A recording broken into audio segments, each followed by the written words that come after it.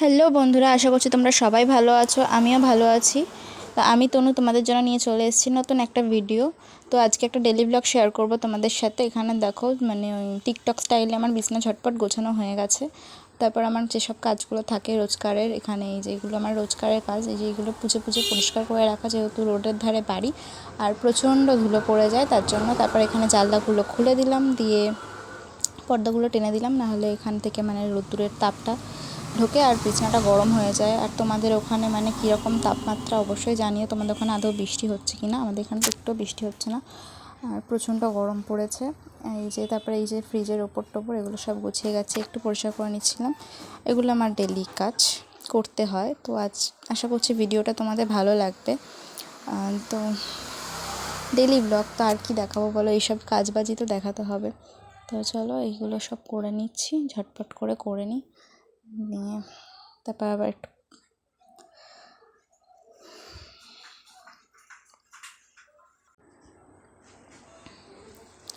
তারপর এখানে এই চালের এগুলো একটু পরিষ্কার করে নিচ্ছি, পুছে টুছে নিই। যেহেতু আমাদের বাড়িতে কাজ হচ্ছে, তাই এই দুটো ঘরের মধ্যে আমাদেরকে ঠিকঠাক অ্যাডজাস্ট করে থাকতে হচ্ছে। তো এখানে আমি এই মেশিনের ওপরে সব জিনিসপত্র মানে আমিও যখন যা পারি সব এই মেশিনের ওপরে এসে রেখে দিই। বলে না, একটা টেবিল থাকলে ভালো হয়, সুবিধা হয়। তো সেগুলোই আমি একটু সকালবেলা এখানে গুছিয়ে তুলে নিচ্ছিলাম। আর সে আগের দিনকে বেরিয়েছিলাম, তো সব জামা কাপড় সব কিছু ছিল, এগুলো ধুতে হবে। তো এগুলো বাইরে বার করে দিলাম, দিয়ে এবার চলো এখানে এগুলো কী আর একটা গোছাচ্ছিলাম ওখানে, তো গুছিয়ে টুছিয়ে নিয়ে এবার যাবো হচ্ছে ঠাকুর পুজোর বাসন মাজতে। আর এই গরমে ভয়েস ওভার দেওয়াও অনেক কষ্টের। মা ডাকছিল হয়তো, ওর জন্য আমি একটু গেলাম। আর এই যে এখানে তারপরে চলো আর কি করা যায় দেখা যাক। মা ডাকছিল, আমি একটু মানে বাইরে গেছিলাম, তো সেখানে বাইরের কাজ বাজ সব হয়ে গেছে।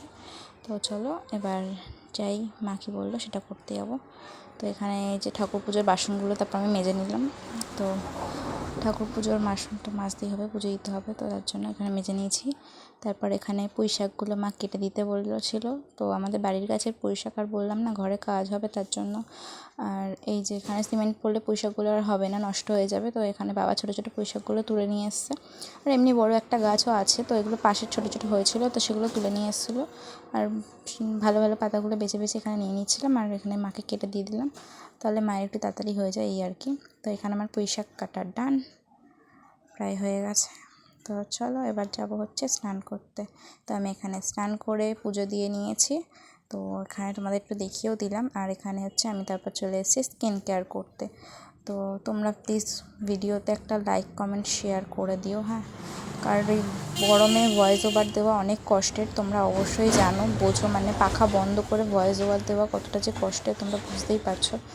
তো এখানে আমি একটু লিপ কেয়ার করে দিচ্ছি, যেহেতু আমি ভিডিও করতে ভালোবাসি তার জন্য আমি রোজ ভিডিও দেওয়ার চেষ্টা করেছি, কিন্তু সবসময় সম্ভব হয়ে উঠছে না। তো গরমে রোজ রোজ ভয়েস ওভার দেওয়াটা, ভিডিও আছে কিন্তু দেওয়া হচ্ছে না। তো এখানে আমি শ্যাম্পু করেছিলাম, যেহেতু চুলটা একটু ভালো করে পুছে নিচ্ছি। আর আমার না ওই তেলটা তোমাদের সাথে শেয়ার করেছিলাম, আমি তেলটা মেখে মাথায় অনেক চুল গজিয়েছি, মানে ছোটো ছোটো চুল হয়েছে। তো সেগুলো মানে তোমরাও পারলে ইউজ করো তেলটা। তো আমি এখানে চলো হয়ে গেছে, তাহলে টাটা, দেখা হচ্ছে নতুন একটা ভিডিওতে। সবাই ভালো থেকো।